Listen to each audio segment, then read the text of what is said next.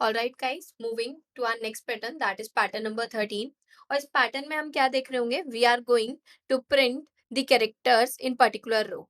यानी कि अगर हम रो नंबर, हमारे पास कोई इनपुट आने वाला है, दैट इज यहाँ पे अगर हम रो काउंट देखें ना 1 2 3 4, तो यानी कि यूजर हमें इनपुट में क्या देने वाला है, हमारी रोज का काउंट। ठीक है, अब जब हम काम करना शुरू करेंगे, इसके सॉल्यूशन की बात करते हैं कि अगर मैं रो नंबर 1 पे हूं ना, तो सिर्फ मेरे पास single character that is a वो प्रिंट होता है। जैसे मैं रो नंबर 2 पे आती हूँ, तो ए का updation B 2 times, because this is row number 2, B 2 times print होता है। जैसे मैं रो नंबर 3 पे आती हूँ, तो बी का अपडेशन, बी को अपडेट कर दिया by 1।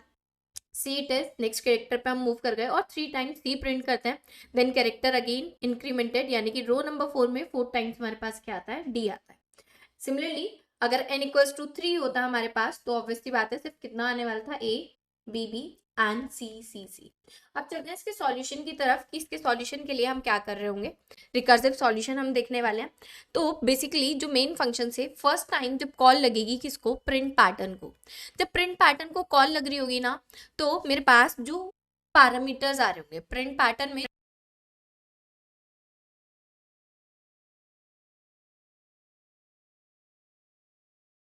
Print row by default क्या पास होने वाली है, 1। जब मैं करंट रो नंबर 1 में हूं ना, तो ये फंक्शन क्या करता होगा ना, एक और फंक्शन को कॉल करता होगा जिसे मैं क्या कहती हूँ, प्रिंट कैर, और कैरेक्टर प्रिंट कराने का काम करती होंगी। लेकिन वो कैरेक्टर कितने टाइम्स मुझे प्रिंट कराना है, वो आर्ग्यूमेंट मुझे यहाँ से पास करना पड़ेगा। तो that argument will be current row, है ना। करंट रो के इक्वल एज डिस्कस्ड प्रीवियसली, जो भी मेरी करंट रो की वैल्यू होगी उतनी बार क्या होने वाला है, मेरा कैरेक्टर प्रिंट होके आने वाला है। तो यहाँ पे प्रिंट कैर में क्या पास कर दूंगी मैं, I will be passing my current row. अब प्रिंट कैरेक्टर में हो क्या रहा होगा, इसमें चल के देखते हैं।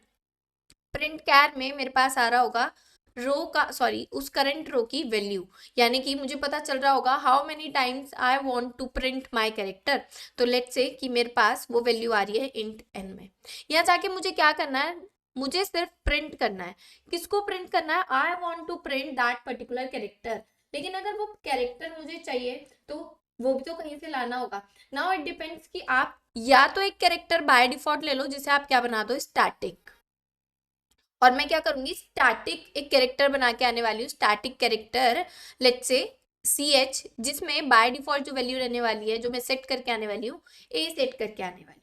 अब मैं यहाँ पे आके क्या करूंगी, जितने भी मेरे पास करंट रो की वैल्यू आएगी ना, उतने टाइम्स अपने कैरेक्टर को प्रिंट करा दूंगी।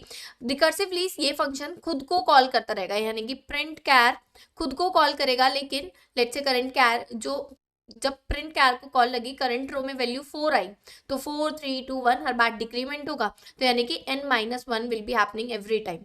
बेस कंडीशन क्या होने वाली है कि अगर मेरे n की वैल्यू डिक्रीज होते होते क्या हो जाए, 0 हो जाए, I am going to return from this function. अब चलते हैं यहाँ पे कि जब मेरा कैर प्रिंट हो जाता होगा, उसके बाद मुझे क्या करना है, जब मैं इस फंक्शन से प्रिंट कैर से लौट के आ रही हूँ, I want to update my character, मुझे ना अपना कैरेक्टर अपडेट करना होगा। अब कैरेक्टर को अपडेट करना है, तो what I have to do, मुझे यहाँ जाके लिखना होगा कैरेक्टर प्लस प्लस, ताकि ए से वो बी बन पाए, बी से सी बन पाए। और उसके बाद नेक्स्ट लाइन पे भी जाना था। तो इट डिपेंड्स ऑन यू कि आप नेक्स्ट लाइन पे पहले जाना चाहते हो या फिर पहले कैरेक्टर को अपडेट करना चाहते हो। I will be moving to next line, और रिकर्सिवली मैं प्रिंट पैटर्न फंक्शन को ही कॉल कर दूंगी। What it will be, print pattern, लेकिन इस बार करंट रो की वैल्यू अपडेट हो जाएगी। What it will be, current row plus 1। Total number of rows are ऐसे ही रहने वाला है।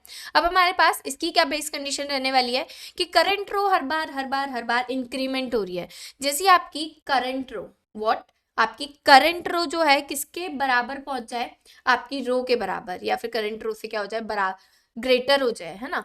एक बार ड्राई रन करते हैं कि करंट रो में 1 आया। जैसे करंट रो में आया, तो प्रिंट कैर को कॉल कर दी गई। प्रिंट कैर में हम इधर गए, यहाँ पे n की वैल्यू आई है 1, तो इसने क्या चेक किया कि n की वैल्यू 0 है, नहीं, तो इसने क्या प्रिंट कर दिया, कैरेक्टर, और कैरेक्टर मैंने स्टैटिक बनाया हुआ है a, तो a प्रिंट हो जाता है।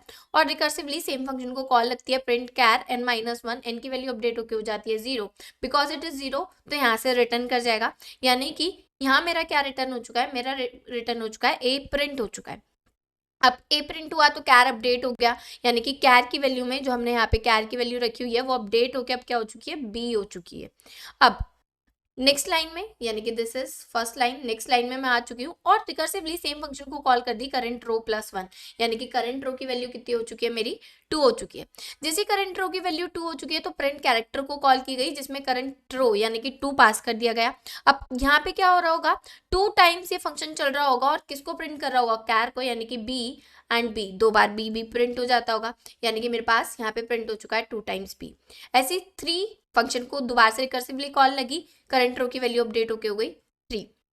जैसे 3 हुई तो 3 बार मेरे पास सी आ गया, फिर वैल्यू अपडेट हुई तो मेरे पास डी आ गया। आई होप ये बात आपको समझ में आती होगी। समझ में आती है तो इसको जाके एक बार कोड में इंप्लीमेंट करके देख लेते हैं फटाफट से। तो this is my pattern number 30। Code करना शुरू करते हैं। मुझे क्या करना है, यहाँ से जाके सबसे पहले एक मेन फंक्शन बना लेते हैं। मेन फंक्शन से कॉल कर रहे होंगे प्रिंट पैटर्न को, इधर लिखना शुरू करते हैं कि क्या मुझे बनाना है, स्टैटिक रिटर्न तो कुछ कर नहीं रहा होगा, that's why void and print let's say row, हर रो को प्रिंट करने का काम कर रहा होगा।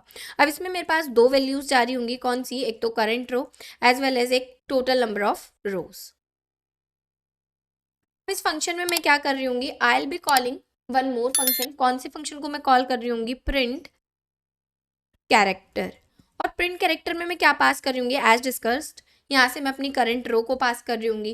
अब प्रिंट कैरेक्टर के बाद मुझे क्या करना है, नेक्स्ट लाइन पे मूव करना है और कैरेक्टर को करना है इंक्रीमेंट। तो सबसे पहले क्या करते हैं, कैरेक्टर, स्टैटिक कैरेक्टर हम डिक्लेयर करके आ जाते हैं। तो इधर जाते हैं static char C H is equals to a, हम इस पे प्लेस करके रख देते हैं। फाइन। और कैरेक्टर अब मेरा क्या हो चुका है, अपडेट हो चुका है। I want to move to the next line, तो एस वाई एस आउट। और उसके बाद रिकर्सिवली सेम फंक्शन को क्या कर देंगे, कॉल कर देंगे, विच वन, प्रिंट रो, जिसमें हम करंट रो को अपडेट करके क्या कर देंगे, +1।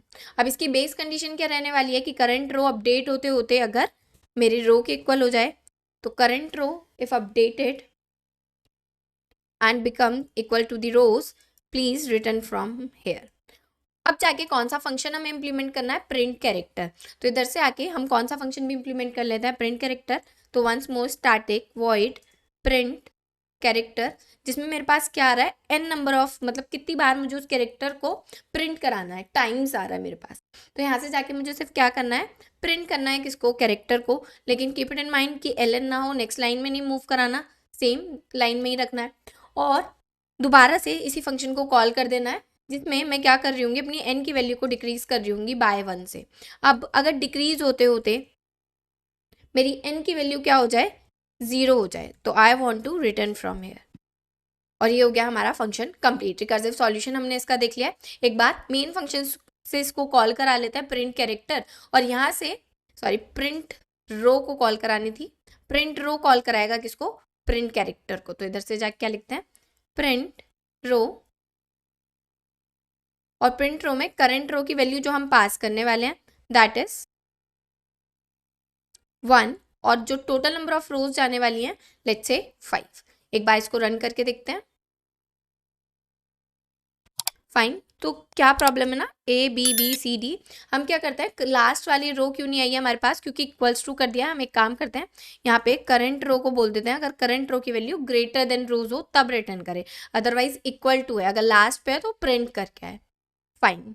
तो यहाँ से हमारा ये वाला पैटर्न भी क्लियर होता है। आई होप ये आपको समझ में आता होगा। Thank you guys.